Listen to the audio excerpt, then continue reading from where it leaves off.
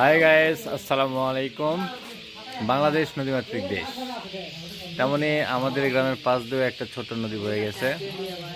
আর আপনারা জানেন বর্ষাকালে আসলে এই যে ছোট ছোট নদীগুলো এগুলো কানায় কানায় পানিতে পরিপূর্ণ হয়ে যায়।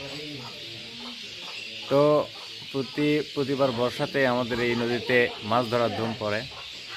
আর এবারে আমরা এই নদীতে মাছ ধরার নতুন একটা পদ্ধতি অবলম্বন করছি, সেটা হচ্ছে কি ব্যারজাল দিয়ে মাছ ধরা। তো ফয়েজ ভাই, আবার মেন মেন আমাদের মেন যাই হোক ভাই, এই যে আপনি ব্যারজালটা কিনছেন, কত টাকা খরচ হলো? কত? 14,000।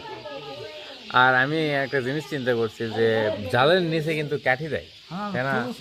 আর আপনি যে নতুন পদ্ধতি অবলম্বন করছেন যে বিয়ারিং দিচ্ছেন, ছোট বিয়ারিং, এটা দিলে পালা জাল কাটবে না, শখগুলো লাগতো, শখগুলো লাগতে হবে। জাল জাল না কাটে, এই জন্য বিয়ারিং দেওয়া।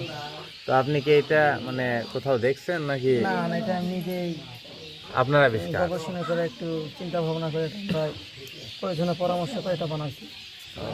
তো এইরকম ভাই কয়টা জাল হয়েছে, কত হাত হবে? এটা আপনার 50 হাত, আমাদের মাছ মারতে 50 হাত লাগবে। 50 হাত জাল প্রয়োজন, এইরকম দুইটা না? হ্যাঁ, 100 হাত।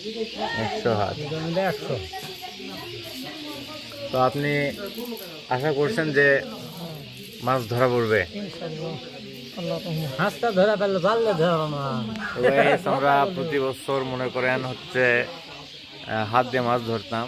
তো ওয়াইজ ভাই এবারে নতুন একটা পদ্ধতি নিয়ে আসছে, প্রায় 40 জন সদস্য বিশিষ্ট একটা টিম গঠন করেছে। সেই টিমের থেকে মনে করেন একটা চাঁদা অ্যামাউন্ট করছে 500 টাকা করে।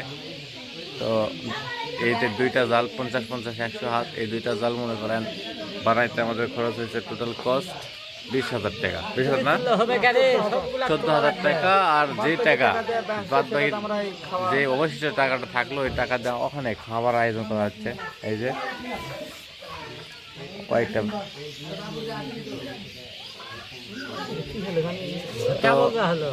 এই ভিডিওটি এই পর্যন্তই। পরবর্তী ভিডিও থেকে আমন্ত্রণ জানিয়ে আজকে ভিডিও এখানে শেষ করছি। আল্লাহ হাফেজ।